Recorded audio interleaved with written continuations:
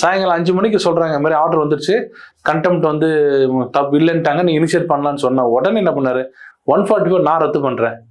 நீங்க 144 போட்டீங்களா, அதை நானே ரத்து பண்றேன். அதுக்கு அத்தாரிட்டி இருக்காங்க சார். ஆமா, அவங்க என்ன 226 என்ன பண்ணலாம், அந்த அத்தாரிட்டி நான் மட்டும் நான் கோஷ் பண்றேன், நீங்க போய் விளக்கேத்துங்க, இன்னைக்கு போய் விளக்கேத்துங்க.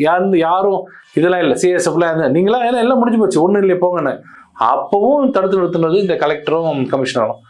முடியாது, நீ எங்க வேணா போங்க, கான்சிக்வன்சஸ் நாங்கள் எதை வேணா ஃபேஸ் பண்ணிக்கிறோம் அப்படின்னு சொல்லும்போது தான் எங்களுக்கே ஆச்சரியம். இப்படி ஒரு பிளேட்டண்டா கண்டெம்ட் வராம நடந்துக்கிட்டு யாரும் பண்ண மாட்டாங்க. எனக்கு தெரிஞ்சு என்னோட 30 வருஷம் எக்ஸ்பீரியன்ஸ் இவ்வளவு ஓப்பனா வந்து சார் அவர்கிட்ட சொல்லாதீங்க சார் பார்த்து அப்படி சொல்லுவாங்க தவிர, கேமரா எடுக்கும் போது சார் என்ன பண்றீங்களோ நீங்க பண்ணிக்கங்க அப்படின்னு சொல்றது வந்து ஜுடிஷியரிக்கு விடப்பட்ட சவால். அப்படிதான் எல்லாரும் பாக்குறாங்க.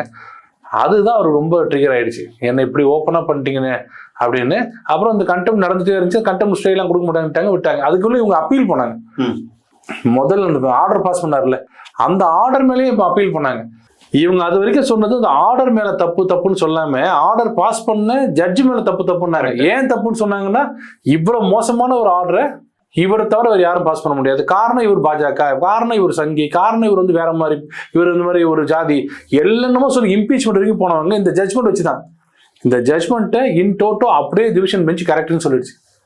அப்போ இதே தான் அங்க அப்ளிகபிள் ஆகும்.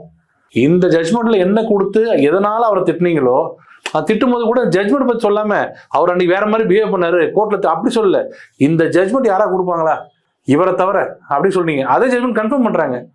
அப்போ ஜுடிஷியல் ஆர்டர் தானே. அதனால திமுக அரசு பெரிய குட்டு வாங்கி என்ன பண்றதுன்னு தெரியாம இதுக்கு மேல என்னடா பண்றது அப்படியே டிஸ்மிஸ், அங்கே அப்பீல் போறாங்க, இன்னும் போனாங்கன்னு தெரியல, அப்படி நிக்குது.